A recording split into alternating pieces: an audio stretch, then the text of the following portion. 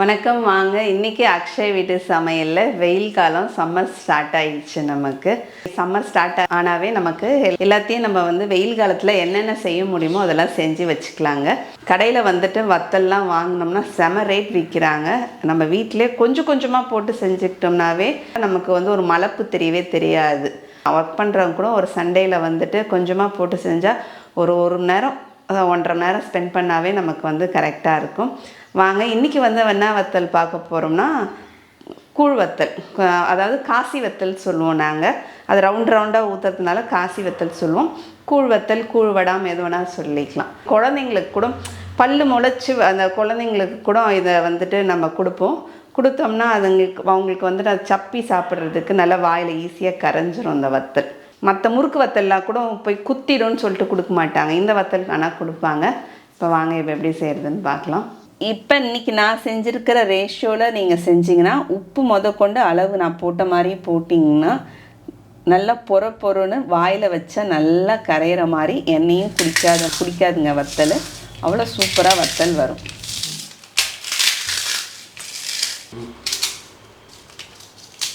என்ன புது கிச்சன் எப்போ காமிப்பீங்க? புது கிச்சன் ஏன் இன்னும் ரெடி பண்ணாமல் இருக்கோன்னா, கிச்சனும் பிரைட்டாக இருக்குது, நீங்களும் பிரைட்டாக இருக்கிறீங்க உள்ளே வந்தோடனே. என்ன முடிச்சிட்டிங்களா? வத்தல் போட்டாச்சு. வேர்த்து அப்படியே துறன்னு ஊற்றிட்டே இருக்குது. ஏசி ரூமில் தானே இருக்கிறீங்க? ஆமாம். இப்போ வத்தலுக்கு அரிசியை ஊற வச்சிடலாங்க. நான் கடையில் வாங்கின பச்சரிசி, மாவு பச்சரிசி தான் எடுத்திருக்கேன். மாவு பச்சரிசியில் தான் வத்தல் போடணும், அப்போ தான் வத்தல் நல்லாயிருக்கும். அதை மாதிரி ரேஷன் பச்சரிசியில் கூட வத்தல் போடலாம். ரேஷன் பச்சரிசிலையும் வத்தல் ரொம்பவே நல்லாயிருக்கும். இது 1 கிளாஸ் அளவுக்கு மாவு பச்சரிசி எடுத்திருக்கேன். கிராம் கணக்கில் பார்த்திங்கன்னா 1/4 கிலோ அளவுக்கு நான் இந்த 1 கிளாஸ் 1/4 கிலோ 250 கிராம், இது 250 கிராமுக்கு மாவு பச்சரிசி. இதை எடுத்து கழுவிட்டு நல்லா ஊற வச்சிடலாம். நைட் ஃபுல்லும் ஓவர் நைட் நமக்கு ஊறினா சரியாக இருக்கும். அதை மாதிரி இப்போ நான் 1 கிளாஸ் பச்சரிசி எடுத்ததுன்னா இப்போ 1/4 கிளாஸ் அளவுக்கு மாவு ஜவ்வரிசி எடுத்துக்கணும். அதே மாதிரி நைலான் ஜவ்வரிசி எடுக்கக்கூடாது. நைலான் ஜவ்வரிசி பாயாசத்துக்கு யூஸ் பண்ணுவோம். இது வத்தலுக்கெலாம் மாவு ஜவ்வரிசி பெருசாக இருக்கும். இது டேபிள் ஸ்பூனில் ஒரு 3 டேபிள் ஸ்பூன் கணக்கு அப்படின்னா 1/4 கிளாஸுங்க கணக்கு. கிராம் கணக்கில் இப்போ 250 கிராம் பச்சரிசி போடுறோன்னா 50 கிராம் ஜவ்வரிசி கரெக்டாக இருக்கும். இப்போ நம்ம நைட்டே ஊற வச்சுருந்த பச்சரிசி, அதே மாதிரி நைட் ஊற வச்சுருந்த ஜவ்வரிசி ரெண்டுமே ஊறிருக்கு. இப்போ இதை மிக்சியில் போட்டு நம்ம அரைச்சிடலாங்க. தண்ணியை வடிகட்டி எடுத்துக்கலாம். நான் ஏன் இன்றைக்கி இவ்வளோ கொஞ்சமாக போட்டிருக்கேன்னா, ஒரு 1/4 கிலோ அளவுக்கு தான் போட்டிருக்கேன்னா, எனக்கு நான் போடுற கட்டிலில் அந்த டேப் கட்டிலில் எனக்கு இந்த அளவுக்கு தான் கொள்ளும்.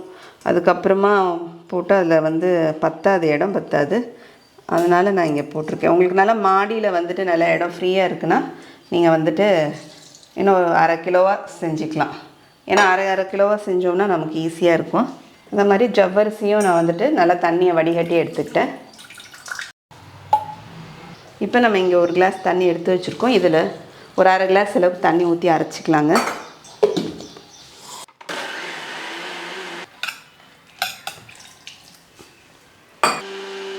இப்போ நம்ம நல்லா அரைச்சி எடுத்துகிட்டு வந்துட்டோம். இப்போ இதால் ஒரு 3/4 கிளாஸ்க்கும் 1/2 கிளாஸ்க்கும் கொஞ்சம் திட்டமாக ஊற்றி தண்ணி அரைச்சிருக்கேன். இப்போ நம்ம அரைக்கிறதுலேருந்து தண்ணி அளவு எடுத்துக்க வேண்டியது தான். இப்போ எந்த அளவுக்கு அரைக்கணும், நல்லா மழைன்னு அரைச்சிடணும். நம்ம ஊற வைக்கும் போதே ஜவ்வரிசியும் பச்சரிசியும் ஒன்றாவே கூட ஊற வச்சிடலாம். நான் வீடியோக்காக தனித்தனியாக ஊற வச்சுருந்தேன். நல்லா மழைன்னு இருக்கணும், ஸ்மூத்தாக. இப்போ பச்சை மிளகாவும் நம்ம அரைச்சி எடுத்துகிட்டு வந்துடலாங்க. இப்போ நான் ஒரு 5 பச்சை மிளகா சேர்த்துருக்கேன். எங்கள் வீட்டில் இவர் காரம் வேணும், சப்புன்னு இருக்கக்கூடாது வத்தல் அப்படின்னு சொல்லுவார். அதுக்காக நான் ஒரு 5 பச்சை மிளகாய் சேர்த்துருக்கேன். இந்த வத்தலுக்கு நம்ம குழந்தைங்களாம் வீட்டில் இருக்குது, இப்போ குழந்தைக்கெலாம் கொடுக்கலான்னு சொல்லும்போது இந்த காரம் போடாமையே இந்த வத்தல் செய்யலாம். இங்கே வீட்டில் இவங்க காரம் கேட்பாங்கன்றதுனால நான் காரம் சேர்த்துருக்கேன். நீங்கள் குழந்தைங்களாம் இருக்காங்கன்னா அவங்களுக்கு காரம் வேணான்னா இந்த பச்சை மிளகாலாம் சேர்க்காமையே இந்த வத்தலை செஞ்சிடலாங்க. நான் பச்சை மிளகாய் கூட உப்பும் போட்டுக்கிறேன். உப்பு வத்தலுக்கு எப்பயுமே கொஞ்சம் கம்மியாக தான் இருக்கணும். அப்போ தான் நமக்கு காஞ்சி பொரிக்கும் போது பார்த்திங்கன்னா உப்பு கரிக்க ஆரம்பிச்சிடும் அதிகமாக சேர்த்துட்டா. அதனால் நான் வந்து இப்போ 1/4 கிலோ அரிசிக்கு 1 ஸ்பூன் அளவுக்கு தான் நான் கல் உப்பு சேர்த்துருக்கேன். உப்பு நம்ம வீட்டில் யூஸ் பண்ணுற கரிப்பு தன்மைக்கு தகுந்த மாதிரி சேர்த்துக்கலாம். சில உப்பு கரிக்கும், சில உப்பு கரிக்காது, கம்மியாக இருக்கும் கரிப்பு தன்மை. இப்போ தண்ணி சேர்த்துடலாங்க. இப்போ ஒரு பாத்திரம் வத்தல்லாம் மாவு காய்ச்சிரோன்னா நமக்கு ஒரு அடிகனமான பாத்திரம், இந்த மாதிரி குக்கர் மாதிரி எடுத்துக்கிட்டோம்னா நமக்கு நல்லாயிருக்கும். அடி பிடிக்காமல் இருக்கணும் வத்தலை பொறுத்த வரைக்கும். இப்போ வந்து தண்ணி சேர்த்துடலாம். ஏற்கனவே அதில் வந்துட்டு ஒரு 1/2 கிளாஸ் அளவுக்கு தண்ணி சேர்த்துருக்கேன். இப்போ 1 2 3 4 5 மொத்தம் வந்துட்டு 6 இல்லைன்னா 6 அந்த அளவுக்கு நமக்கு தண்ணி தேவைப்படும். அரிசி எவ்வளோ எடுத்தீங்க? இந்த கிளாஸ் எல்லாம் 1 கிளாஸ் தான் நான் அரிசி போட்டேன். அதனால் எந்த பாத்திரத்தில் நம்ம அரிசி அளக்குறோமோ அந்த பாத்திரம் தான் கணக்கு. 1க்கு 6. அதில் ஒரு 1/2 கப்பு ஊற்றிருக்கேன். 1க்கு 6. இப்போ வந்துட்டு தண்ணி வந்து நம்ம சூடு பண்ணிடலாம். இப்போ நான் இண்டக்ஷன் ஸ்டவ்வில் வந்துட்டு தண்ணி கடகரன்னு சூடாகிடும்னு சொல்லிட்டு இண்டக்ஷன் ஸ்டவ்வில் வச்சுட்டேங்க. என்ன இதுதான் புது வரவா இண்டக்ஷன் ஸ்டவ்? எனக்கு மட்டும் புது வரவு இல்லை, இப்போ எல்லாருக்குமே தேவைப்படுறதுனால நானும் வாங்கியாச்சு. ஏன்னா வந்து கேஸ் வந்து அந்தளவுக்கு நமக்கு வந்து சிலிண்டர் வந்து டிமாண்டாக இருக்குது. இப்போ இங்கே வந்துட்டு இண்டக்ஷன் ஸ்டவ்வில் தண்ணி கொதிச்சிட்ருக்கு. இப்போ இதிலே நம்ம வந்து கலந்து விட்டுக்கலாம். ஆனால் எங்களுக்கு வீடியோ எடுக்கிறதுனால இங்கே வெளிச்சம் பத்தாதுன்றதுனால நான் அந்த பக்கம் ஸ்டவ்வில் மாற்றிடுறேங்க. இப்போ வந்து நமக்கு இங்கே வந்து தண்ணி நல்லா தளன்னு கொதிச்சிட்ருக்கு. இப்போ நம்ம அரைச்சி வச்சுருக்கிற மாவை ஒரு கையில் இப்படி மிக்ஸி பிடிச்சிட்டு இன்னொரு கையில் கலந்து விடுறதுக்கான கரண்டியை பிடிச்சிக்கிட்டு ஊற்றிக்கிட்டு அப்படியே கலந்து விட்டுட்டே இருக்கலாங்க. ஏன்னா மாவு ரொம்ப சீக்கிரமாக கட்டிப்பட்டுரும், ஜவ்வரிசி இருக்குது. இப்போ இது கூடவே நம்ம அரைச்சி வச்சுருக்கிற பச்சை மிளகாவும் உப்பு சேர்த்தும் அரைச்சி வச்சுருக்கோம், அந்த விழுதை சேர்த்துடலாம். இப்போ இங்கே வந்து கட்டி பெருங்காயம் நான் ஊற வச்சு வச்சுருக்கேன், அந்த தண்ணியும் சேர்த்துடலாம். இப்போ இதை மாதிரி நல்லா கலந்துக்கலாங்க. பிக்னர்ஸ்னால் பண்ணுறீங்களா விஸ்க்கு கையில் எடுத்துக்கோங்க. இதை மாதிரி மாவு ஊற்றும் போது விஸ்கை வச்சுட்டு நீங்கள் கலந்து விட்டிங்கன்னா உங்களுக்கு ரொம்ப ஈஸியாக இருக்கும். நாங்கள் இதெல்லாம் பண்ண போகிறோம். அப்போ நீங்கள் என்ன பண்ணுவீங்க? சாப்பிடுவோம். பிகினர்ஸ்லாம் சாப்பிடுவோம். நீங்கள் செஞ்சு கொடுங்க நாங்கள் சார். இதுக்கு பிகினர்ஸ்னால் சாப்பிடுவாங்கன்னா அப்படிலாம் கிடையாது, பிகினர்ஸும் செய்வாங்க. நீங்கள் சாப்பிடுவீங்கன்னா மற்றவங்களையும் ஏன் உங்கள் கூட கூட்டு சேர்த்துக்கிறீங்க? நமக்கு மாவு ஊற்றினவுடனே அப்படியே கெட்டிப்பட்டுருச்சு பாருங்கள். ஒரு அரிசி நல்லா தண்ணி இழுக்கும். ஜவ்வரிசி வந்து பார்த்திங்கன்னா ஜவ்வரிசி வந்து தண்ணி இழுக்கும், டக்குன்னு கெட்டியமாக ஆகிடும் ஜவ்வரிசி. அதுக்கு என்ன பண்ணலாம்? ஆற இன்னும் கெட்டிப்படும். ஆற கெட்டிப்படுதுன்னா பக்கத்தில் நம்ம சுட தண்ணி வச்சுருக்கணும். நம்ம ஊற்றும் போதே ரொம்ப கெட்டியமாக இருந்துச்சுன்னா சுட தண்ணியை வச்சு கொஞ்சம் மிக்ஸ் பண்ணிவிட்டு நம்ம ஊற்றினா கரெக்டாக இருக்கும் நமக்கு. கை வலிக்குது எனக்கு. சுத்தட்டுமா? இப்போ நல்லா சுட தண்ணி இங்கே சுட வச்சு ஒரு 1/2 கிளாஸ் வச்சுருக்கேன் பாருங்கள், அதை ஊற்றிக்கிறேன். சுட தண்ணி தான் ஊற்றணும், பச்சை தண்ணி ஊற்றக்கூடாது. நல்லா தளன்னு கொதிக்கிற தண்ணியை நம்ம ஊற்றணும். முதல்ல 1/2 கிளாஸ் ஊற்றினேன், இப்போ ஒரு 1/2 கிளாஸ், மொத்தம் 7 கிளாஸ் தண்ணி. இப்போ வந்துட்டு நமக்கு மாவு வந்து எப்படி வெந்துருச்சுன்னு செக் பண்ணலாம். இதை மாதிரி நல்லா நமக்கு பபுள்ஸ் இதை மாதிரி கொதிக்கும் பாருங்கள். இங்கே அங்கங்கே கொதிக்கும் போது ஸ்டவ் ஆஃப் பண்ணிவிடுங்க. ஆஃப் பண்ணிவிட்டு இங்கே ஒரு பாத்திரத்தில் கையில் தண்ணி நினச்சிக்கிங்க. கையில் ஈரக்கையாக இருக்கணும், மேலே வைக்கணும். கூழ் காய்ச்சறதுக்குலாம் எப்படியோ அப்படி தான், கையில் ஒட்டலைன்னா பதம். இப்போ இறக்கி வச்சிடலாங்க. 1/4 கிலோ அரிசி நமக்கு காய்ச்சறதுக்கு ஒரு 8 நிமிஷம் 8 நிமிஷம் தான் ஆகும். இப்போ இந்த அளவுக்கு இருக்குது நமக்கு. இது வந்து கொஞ்சம் நமக்கு நல்லா கொஞ்சம் கதன்னு இருக்கும்போதே ஊற்றிடணும். இப்போ இதில் வந்துட்டு இறக்கி வச்சதுக்கப்புறம் நம்ம எல்லாமே பாதி பழம் புழிஞ்சிக்கலாம். இப்போ 1/4 கிலோவுக்கு. எதுக்காக லெமன் புழியுறீங்க ஆனந்தி? லெமன் புழியறது ஒரு டேஸ்ட்டு கொடுக்கும். உப்பு காரம் புளிப்புக்கு நல்லா வத்தல் டேஸ்ட் நல்லாயிருக்கும். இப்போ நம்ம இறக்கி வச்சு ஒரு 5 நிமிஷம் ஆனதுக்கப்புறம் பார்த்திங்கன்னா இப்போ நான் 1/4 கிலோவுக்கு 1 ஸ்பூன் அளவுக்கு சீரகம் சேர்த்துக்கிறேன். ஏன் இறக்கி வச்சு போடுறோம்னா அப்புறம் தான் நமக்கு சீரகத்தை முன்னாடியே போட்டுட்டோம்னா வத்தல் வந்து கொஞ்சம் கலராக போயிடும். அதுக்காக சீரகம், ஓமம் கூட போடலாம், ஓமம் வாசனை வரும். இது எனர்ஜி பூஸ்ட்டுக்கு க்ரீன் டீ. போய் வத்தல் போடணும்ல, அது ஊட்டியில் வாங்கினதா, ஊட்டியில் வாங்கின க்ரீன் டீ தோறுது. யூஸ் பண்ணலையா? இது நான் ஏற்கனவே வீட்டில் இருந்தது, அது யூஸ் பண்ணிவிட்டு அதுக்கப்புறம் இப்போ வத்தல் வந்துட்டு நம்ம மாடிக்கு எடுத்துகிட்டு போயிட்டு ஊற்ற வேண்டியது தான். சில பேர் வந்துட்டு வத்தல் வந்துட்டு பிளாஸ்டிக் ஷீட்டில் ஊற்றுவாங்க. இது சூடாக கொஞ்சம் கொஞ்சம் ஊற்றணுன்றதுனால எனக்கு வந்து அந்தளவுக்கு பிளாஸ்டிக் ஷீட் வந்துட்டு அந்தளவுக்கு விருப்பம் இல்லை. அதனால் நான் துணி தான் நினச்சி வச்சுருக்கேங்க. துணி நினச்சி வச்சுட்டு அதில் வந்துட்டு நம்ம நல்லா பிழிஞ்சிட்டு நம்ம வந்துட்டு ஊற்றிக்கலாம். எங்கள் நாத்தனார்லாம் வந்துட்டு வத்தல்லாம் இன்னாலையும் அவங்களாம் போட்டே முடிச்சுடுவாங்க. எனக்கு வந்து இப்போ கல்யாணம் வந்துச்சுனால எங்களால் ஒன்றுமே முடியல. ஏன்னா மாசி மாதத்துலேயே நிறைய பேர் வத்தல் போட்டு முடிச்சுடுவாங்க.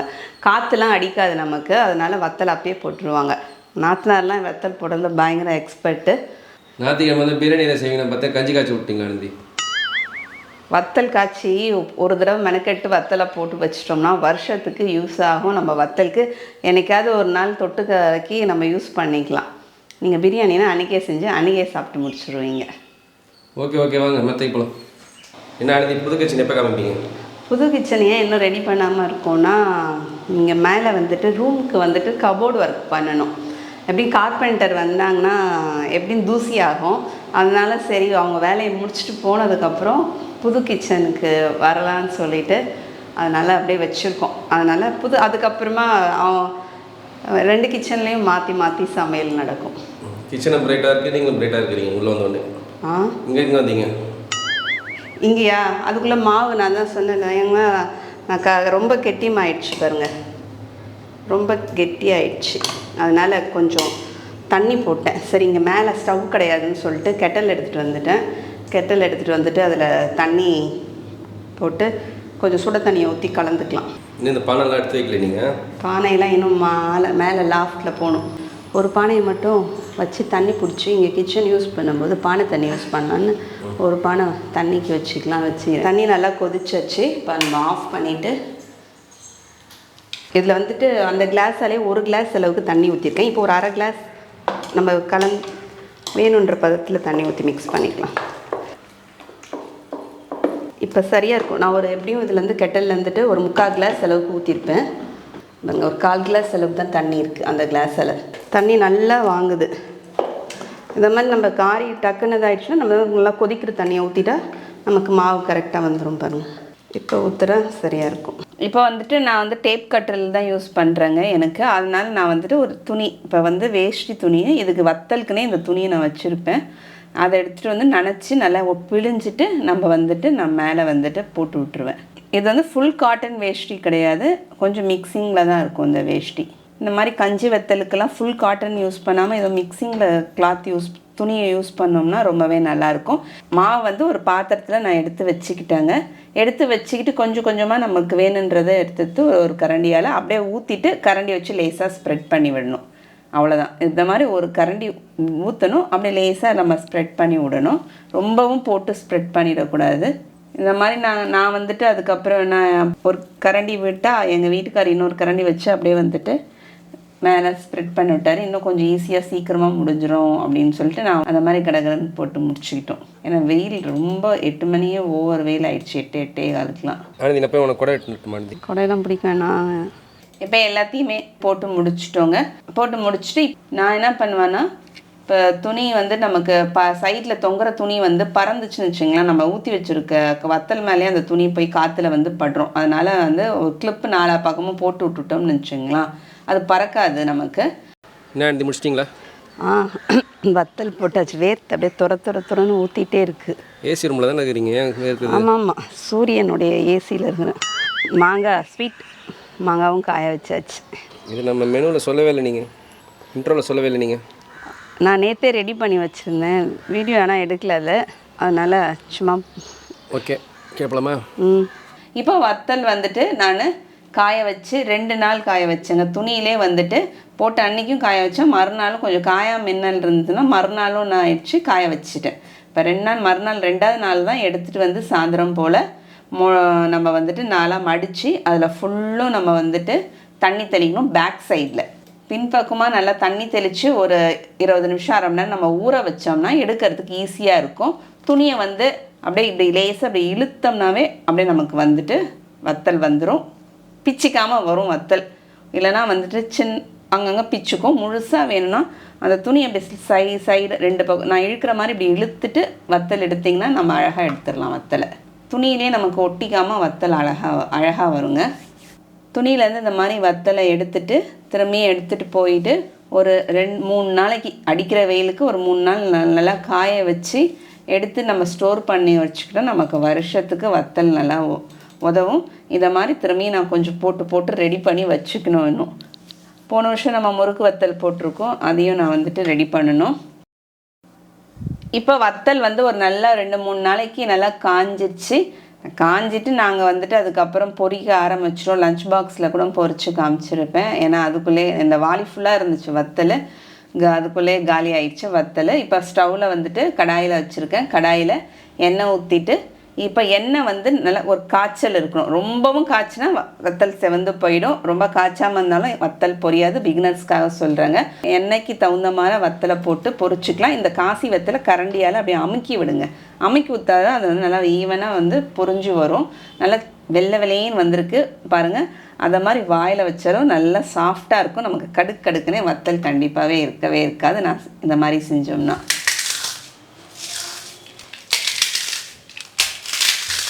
நீங்களும் இந்த மாதிரி செஞ்சு பாருங்கள். செஞ்சு பார்த்துட்டு எனக்கு எப்படின்னு கமெண்ட்டில் சொல்லுங்கள். அடுத்த வீடியோவில் பார்க்கலாம். தேங்க்யூ.